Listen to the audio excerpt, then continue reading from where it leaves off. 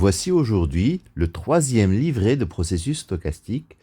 Il s'agit des principales propriétés et résultats de l'espérance conditionnelle. Partie 2. Alors, nous allons passer en revue les principales propriétés et les principaux résultats sur l'espérance conditionnelle. La première propriété, si x est une variable aléatoire définie sur un espace probabilisé oméga AP, et si B est une sous-tribu de A, et on suppose que x est une variable aléatoire intégrable, c'est-à-dire qu'elle admet une espérance, alors l'espérance de l'espérance conditionnelle de x sachant B, c'est l'espérance de x. Alors, posons pour cela z égale l'espérance de x sachant B. Alors, si t est une variable aléatoire b mesurable, nous savons que l'espérance de zt égale l'espérance de xt. Ceci par définition, bien entendu, de l'espérance conditionnelle. Pour t égale 1, nous avons l'espérance de z égale l'espérance de x. Parce que t est bien sûr une variable b mesurable. 1 est une variable b mesurable. Et donc, si l'espérance de z, c'est l'espérance de x, c'est que l'espérance de l'espérance conditionnelle de x sachant b, c'est l'espérance de x. Deuxième propriété, la linéarité. Soit a et b deux réels, l'espérance conditionnelle de ax plus by sachant b, c'est a fois l'espérance de x sachant b, plus b fois l'espérance de y sachant b. X et y étant deux variables aléatoires intégrables. Alors, pour preuve, l'espérance conditionnelle de ax plus by sachant b est donc la projection orthogonale de ax plus by sur L1 de b, qui est l'espace des variables aléatoires intégrables sur l'attribut b. Or, la projection orthogonale est un endomorphisme, donc est linéaire. Le projeté de ax plus by est ax' plus by' où x' est le projeté de x et y' celui de y.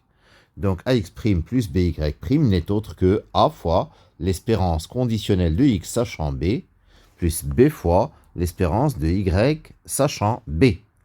Donc l'espérance de ax plus by sachant b, c'est a fois l'espérance de x sachant b plus b fois l'espérance de y sachant b.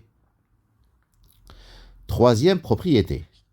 Si C est une sous-tribu de B, alors nous avons les deux résultats suivants. L'espérance de l'espérance conditionnelle de x sachant B, sachant C, c'est l'espérance de x sachant C. Et aussi, l'espérance de l'espérance conditionnelle de x sachant C, le tout sachant B, c'est l'espérance de x sachant C. Alors, la preuve. Posons z égale l'espérance de l'espérance conditionnelle de x sachant b, sachant c. Et montrons que z, c'est l'espérance de x sachant c. Il faut montrer d'abord que c, c'est mesurable, intégrable, et que pour tout h, c'est mesurable borné, l'espérance de zh, c'est l'espérance de xh. Alors, z et c mesurable, car z s'écrit l'espérance d'une variable u, sachant c bien sûr. Z est intégrable car x l'est. Soit h, c mesurable et borné. Puisque c est contenu dans b, h est également b mesurable. L'espérance de ZH, c'est l'espérance de l'espérance conditionnelle de l'espérance de x sachant c, le tout sachant b, fois h. Donc c'est l'espérance de l'espérance de x sachant b fois h, le tout sachant c. Or, l'espérance de l'espérance conditionnelle, c'est l'espérance. Donc ça nous donne l'espérance de x sachant b fois h. Comme h est b mesurable, ça donne l'espérance de xh sachant B, qui est l'espérance de XH. Et le tour est joué. Pour la deuxième partie, posons Z égale l'espérance de X sachant C, le tout sachant B. Bon, bien entendu, les propriétés de mesurabilité et d'intégrabilité sont vérifiées parce que c'est exactement la même notion que dans la question 1. Soit H, c'est mesurable borné. E de ZH, c'est l'espérance de l'espérance conditionnelle de l'espérance de X sachant C, sachant B, fois H. C'est-à-dire l'espérance de l'espérance conditionnelle de l'espérance de X sachant C fois H sachant B, puisque H est bien sûr B mesurable. Donc, par propriété de l'espérance conditionnelle, c'est l'espérance de X sachant B fois H. C'est-à-dire l'espérance de XH sachant B, c'est-à-dire l'espérance de XH. La quatrième propriété est la propriété de croissance. Soit x et y deux variables aléatoires telles que x est inférieur ou égal à y. Alors l'espérance de x sachant b, c'est l'espérance est inférieure ou égale à l'espérance de y sachant b. Alors, pour preuve, montrons déjà que si x est supérieur ou égal à 0, l'espérance conditionnelle de x sachant b est supérieure ou égale à 0 presque sûrement. Notons y, c'est l'espérance de x sachant b. Et montrons que l'événement y est strictement négatif et négligeable, c'est-à-dire il est de probabilité nulle. Ceci prouvera bien sûr que y est supérieur ou égal à 0 presque sûrement. Alors si p de y négatif est non nul, c'est-à-dire strictement positive, alors l'espérance de y fois la fonction indicatrice de y strictement négative est négative, bien entendu.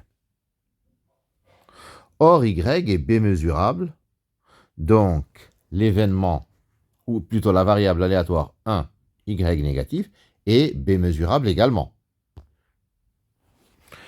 Donc, l'espérance de y fois 1 y négatif, c'est l'espérance de l'espérance conditionnelle de x sachant b fois 1 y négatif, qui est égal à l'espérance de x fois 1 y négatif. Mais x est positive, donc x fois 1 y négatif est positive. Donc l'espérance conditionnelle, ou plutôt l'espérance de x fois 1 y négatif, est positive ou nulle, ce qui est absurde. Donc y est supérieur ou égal à 0 presque sûrement. Alors, donc maintenant, si x est inférieur ou égal à y moins x est positif. Donc on applique le résultat précédent à y moins x. Et nous avons que l'espérance conditionnelle de y moins x, sachant b, est supérieure ou égale à 0. Et par conséquent, par linéarité, l'espérance de y sachant b est supérieure ou égale à l'espérance de x sachant b. Propriété 5.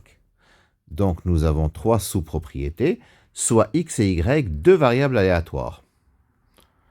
Première, si x est b mesurable, l'espérance conditionnelle de x sachant b égale x. Deuxième, si x et b sont indépendantes, l'espérance conditionnelle de x sachant b, c'est l'espérance de x. Et enfin, troisième, si x est b mesurable, alors l'espérance de xy sachant b, c'est x fois l'espérance de y sachant b, avec bien sûr les conditions d'intégrabilité sous-jacentes. Alors, premièrement, x est b mesurable et intégrable et vérifie, quel que soit g b mesurable borné, l'espérance de xg égale l'espérance de xg. Donc x est le bon candidat pour jouer le rôle de z, qui est l'espérance conditionnelle. Donc x, c'est exactement l'espérance conditionnelle de x sachant b. Deuxièmement, si x est indépendant de b, montrons que l'espérance de x sachant b, c'est l'espérance de x. Si x est indépendant de b, alors pour tout g b mesurable borné, l'espérance de l'espérance conditionnelle de x sachant b fois g, c'est l'espérance de xg. C'est égal à l'espérance de x fois l'espérance de g par indépendance.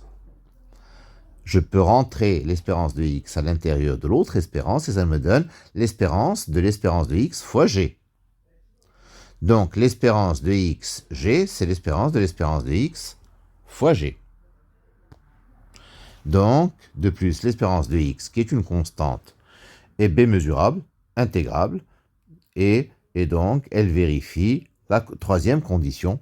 Donc l'espérance de x sachant b n'est autre que l'espérance de x. Montrons que si x est b mesurable, alors l'espérance de x, y sachant b, c'est x fois l'espérance de y sachant b. Alors on va poser z, c'est x fois l'espérance de y sachant b. Montrons que z égale l'espérance de xy sachant b. Bon, z est b mesurable et intégrable. Soit g, b mesurable borné. Montrons que l'espérance de zg égale l'espérance de xyg. Alors, l'espérance de g fois xy, c'est l'espérance de gx fois y. C'est-à-dire l'espérance de gx, parce que gx est borné, et pardon, b mesurable. Pas forcément borné, mais b mesurable. Donc, c'est l'espérance de gx fois y. C'est-à-dire l'espérance de gx fois l'espérance conditionnelle de y sachant b. Mais x fois l'espérance conditionnelle de y sachant b, c'est z. Donc, c'est l'espérance de gz. Propriété numéro 6. Si c est une constante, l'espérance conditionnelle de c sachant b, c'est c. La preuve, c'est que c est b mesurable. Et ça conclut la démonstration. Propriété numéro 7. Si valeur absolue de x est intégrable, alors valeur absolue de l'espérance conditionnelle de x sachant b est inférieure ou égale à l'espérance de valeur absolue de x sachant b. Alors la preuve, nous avons que x est comprise entre moins valeur absolue de x et valeur absolue de x. Donc par croissance de l'espérance conditionnelle, nous avons que moins l'espérance conditionnelle de valeur absolue de x sachant b est inférieure ou égale à l'espérance de x sachant b est inférieure ou égale à l'espérance de valeur absolue de x sachant b. Ce qui montre que la valeur absolue de l'espérance conditionnelle de x sachant b est inférieure ou égale à l'espérance de valeur absolue de x sachant b. C'est ce qu'on appelle communément l'inégalité triangulaire. Voilà pour ce petit tour d'horizon des principales propriétés de l'espérance conditionnelle. J'espère que vous avez apprécié cette vidéo. Je vous remercie de votre attention.